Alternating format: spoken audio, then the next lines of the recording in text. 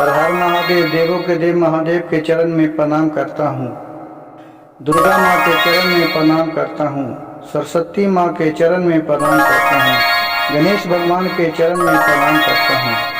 गुरु भाई गुरु बहनों के चरणों में प्रणाम करता हूँ। गुरु भाई गुरु बहन, कहानी को बीच में छोड़ के नहीं जाइए, कहानी को अंत तक जरूर सुनिएगा। कहानी बहुत ही सामाजिक और रोमांचक है।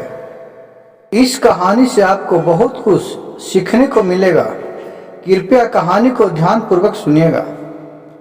सुनीता नाम के एक लड़की थी।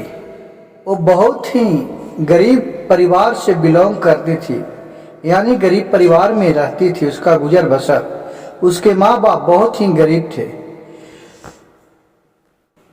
सुनीता को किसी भी चीज का अगर जरूरत पड़ता था तो सुनीता सोचती थी कि अगर पिताजी से कहूँ और माँ से कहूँ, अब मेरे पिताजी के पास इतना पैसा ना हो सके तो लज्जित हो जाएंगे। इससे वो मन मार के बहुत चीज अपने रखती थी और पढ़ाई लिखाई पर ध्यान देते रहती थी।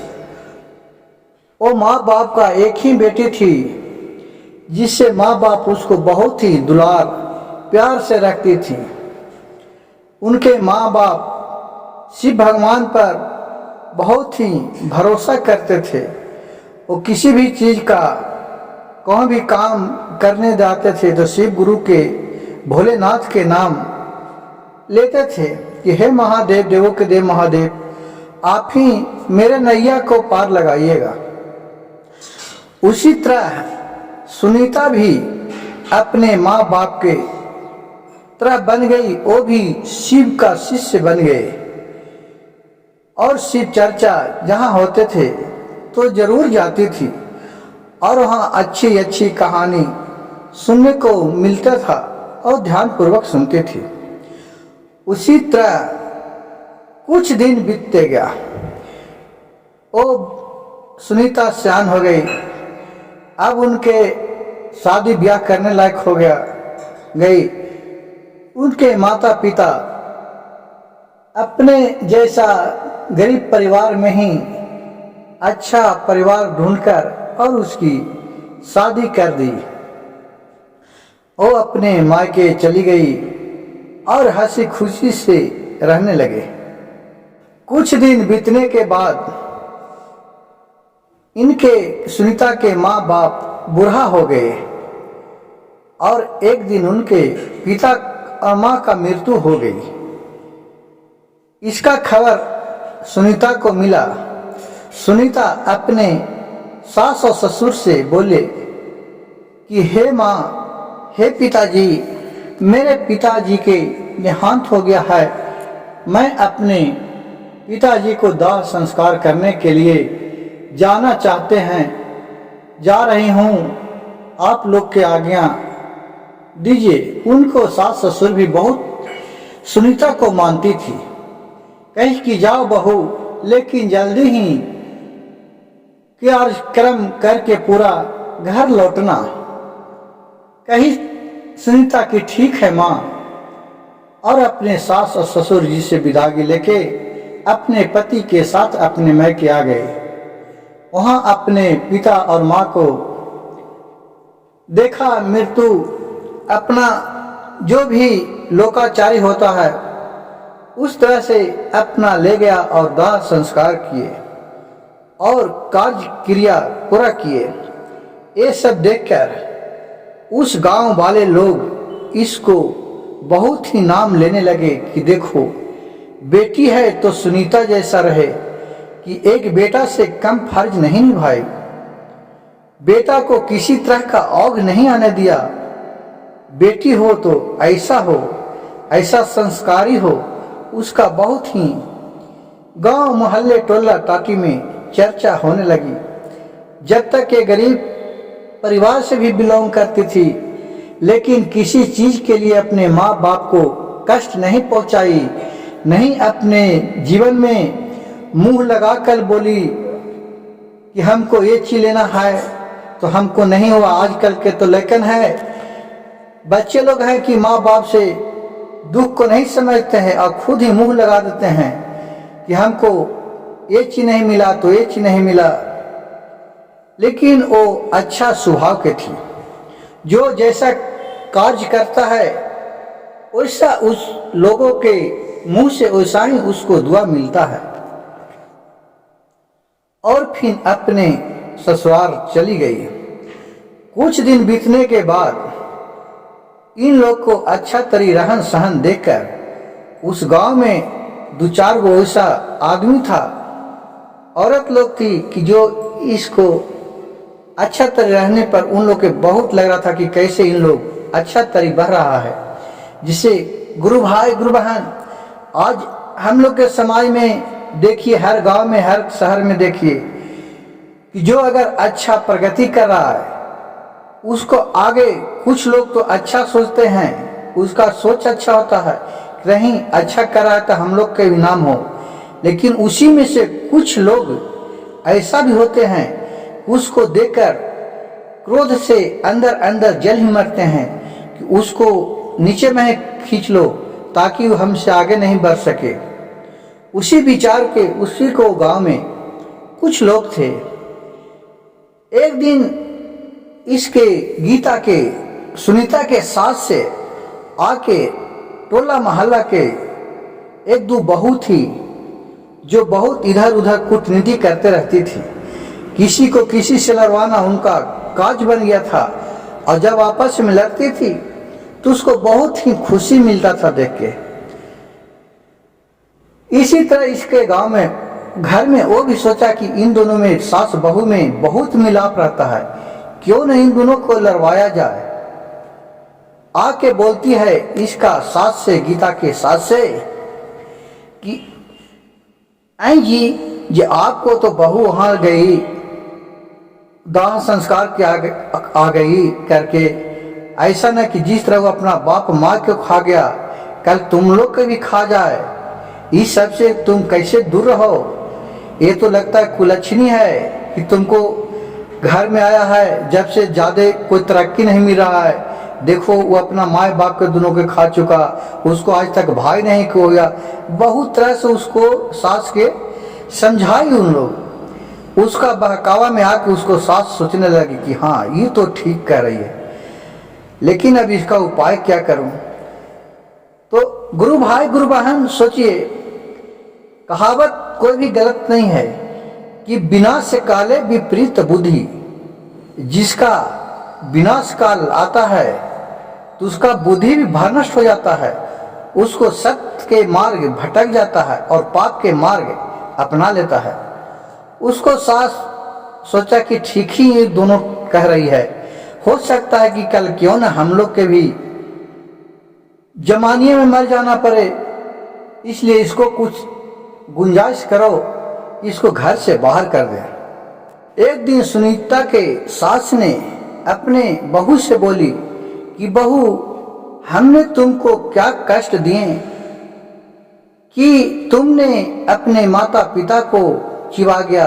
कहूँ तुम मुझे भी नहीं न खा जाओगी, तुम तो लग रहा है कि डायन है, कुलच्छनी है। गीता ने बोली, सुनीता ने, माँ आप क्या बात बोल रहे हैं, लिखा विधान विधा कर लिखा कौन मिटा सकता है। एक सब तो प्रभु का कृपा है, जो जन्म लेता है उसको मरना ही पड़ता है एक दिन। ये तो नीचे माया का जाल है, जब तक हमका सास चल रहा है तो आप माँ हैं, हम आपको पुतो हैं, वो ससुर हैं, सास हैं। जब आग मुना जाता है तो सब शिव लोग को प्यारा शिव भगवान हो जाते हैं, सब उन्हीं का कृपा है। हम लोग तो एक माया के जाल में पड़े हैं। और सुनीता के सास बोली कि बहू तुमको तो शादी करना 10 साल हो गया, लेकिन तुम एक बाल बच्चा भी नहीं दिया कि जो आगे के हमारा परवरिश हो, और कर तुम हमको भी खा जाएगी, हमारा बेटा के खा जाएगा। जिस तरह तो अपने माँ बाप को खा गया तो मैं क्या करूँगा। इतना सुनकर इसका बहुत ही अंदर अंदर गूंजने लगा ये सब बात इसका मन में, और एकदम सदमे से में चला गया। देखिए शिव गुरु का महिमा कहाँ से कहाँ किसको ले जाता है उसका कोई नहीं जानता है। और वो क्या बोल रही है उसको कुछ समझ में ना आया कि अब मैं क्या कहूँ, क्या उत्तर दूँ। बोली कि हे भोलेनाथ, इसका आप ही पालनहारी हैं, मैं तो एक आपका शिष्य हूँ, आप मेरे गुरु हैं, आप ही मार्गदर्शन कीजिए प्रभु। और फिर ये सब बोल के उसका सास ससुर और बेटा तीनों मिल के इसको घर से निकाल दिया कि तुम अब मेरे घर में रहने लायक नहीं हो। जिस तरह तुम अपने माँ बाप को खाया हो सकता है कि मेरे माँ बाप को भी खा जाएगी तो मैं क्या करूँगा। ये सब एक टोले वाले लोग ने जो कहा औरत ने, उसका मन में सबके भरम आ गया और ये अपने बहू के घर से निकाल दिया। अब बेचारी भूखे प्यासे भटकने लगी। जाते जाते देखिए शिव गुरु का महिमा कि एक मंदिर था, वहां से दूसरे 2 बस्ती 3 बस्ती के बाद वहीं अपन जा रहा था, भूखा प्यासी थी, न इसके हाथ में लोटा न थारी। किसी के दरवाजा पर जाके कुछ खाने के लिए दे दो तो लोग धुतकार के भगा दे, ये तो अभी जवान है, ये भीख मांग रही है, ये क्या किया है इसका, लगता है कि नेचर खराब है, इसी से इसको घर से निकाल दिया है। इसको कोई बात मानने के लिए नहीं तैयार थी। बेचारी गीता दर दर भटकने लगी और किसी को जब कोई सहारा नहीं मिलता है तो सबके भगवान के ऊपर ही नजर आता है। ये बोली कि प्रभु आपको मेरे माँ बाप भी बहुत सेवा टहल किए, मैं भी आपको अपने जीवन में बहुत सेवा टहल किए, क्या गलती किए कि जिसका सजा आज हमको दे रहे हैं, आप हमको मार्गदर्शन दीजिए, अब मैं नहीं बच पाऊंगी। और चलते चलते एक शिव मंदिर था, उसी के दरवाजा के पास थोड़ा दूर पहले दरवाजा से गिर गया बेहोश होकर। जब वहां गिरा तो टोला मोहल्ला के गांव घर के लोग सब आके देखने लगे कि एक गिर गया, कौन गिर गया। कोई उससे पूछने भी नहीं लगा, न उसको कोई पानी दिया। सब देख के उसको हंसने लगा कि लग रहा है कि पागल है, बोराही है, कुछ है। उसी करते करते शाम हो गया, कोई मजाक उड़ा रहा है, कोई हंसी उड़ा रहा है, कोई कुछ करा, जिसको जो मन में आया बका। सब मेले के तरह जम के देख रहा। फिर शाम हो गया और सब अपने अपने घर चले गया और वो बेचारी ओसी बेहोश होके पड़ी रही, उसको तो कोई होश ही आवाज नहीं था।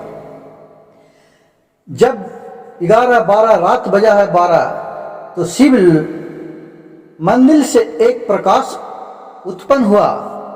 शिवलिंग से वो साधु के रूप में आए। शिव भगवान अपने कमंडल में जल लेके आए और इसके ऊपर जल से छिड़काव किए। गीता थी जो उठ के बैठ गई और देखा ये महा साधु बाबा कौन है। बोले कि क्या बच्ची, क्यों तुम इस जगह है, तुम जाओ अपना घर, क्या करिए यहाँ। ये अपने सारे दुख सुनाए भोलेनाथ से। भोलेनाथ तो सब जा रहे थे, लेकिन वो जान के भी भगवान अनजान रहते हैं कि कौन किस रूप में पहचानता है कि नहीं पहचानता। ये बेचारी सुनीता थी जो सारी अपना कष्ट कह के सुनाई और बोली कि बाबा अब मेरे नहीं कोई माँ है, न बाप है, न मेरे ससुराल में कोई है, सब घर से निकाल दिया है। मैं तो अपने जीवन में किसी को कष्ट नहीं दिया हूँ। अपने माँ बाप तक जो भी जिस तरह से रखें वो अच्छा संस्कार दिए, उसी संस्कार में पला, नहीं किसी को बुराई की अपने जानते। अगर कोई गलती हुआ होगा तो मेरे अनजाने में गलती हो गया होगा। अब मैं कहूँ नहीं जाऊंगा भोले बाबा, अब मैं इसी मंदिर में अपना जान दे दूंगा, अब हमको कोई नहीं है। भोलेनाथ बोले कि क्यों जान देगी, अभी तुमको बहुत कुछ देखना बाकी है। देखिए भगवान का लीला है, आप तुम देखते जाओ। कहा कि ठीक है। भोलेनाथ बोले कि ठीक है सुनीता, तुम इसी मंदिर में रहो और तुम पूजा पाठ करो, तुम्हारे सब मनोकामना पूर्ण हो जाएंगे तुम्हारे खाने पीने के किसी भी चीज का कमी नहीं रहेगा। और फिर उसी घड़ी से वो उसी मंदिर में रहने लगी और साफ सफाई करने लगी और शिव भगवान के पूजा पाठ करने लगे। वहाँ बहुत सा चढ़ावा और जो भी आता था उससे खा के ये अपना जीवन गुजर करते रहते थे। अब गीता के सास ससुर का कहानी, जब एक घर से यहाँ चला, शिव शंकर ने इनको दर्शन दिए, इसी मंदिर में अपने बेचारी रहने लगी। उनका सास ससुर का उल्टा गिनती चालू हो गया। दिन प्रतिदिन उसके पास जो भी सामान था खाने पीने का सब धीरे धीरे खत्म हो गया। जो भी काम काज कन्हू नहीं मिलने लगे। वो अपना जो भी था पूंजीपति सब घर द्वार सब बेच दिया। उसके पास कुछ भी नहीं बचा। साल भर 6 महीना के अंदर में सब कुछ उसको बिक चुका। वो एक भिख मंगा से भी बेहज हो गया।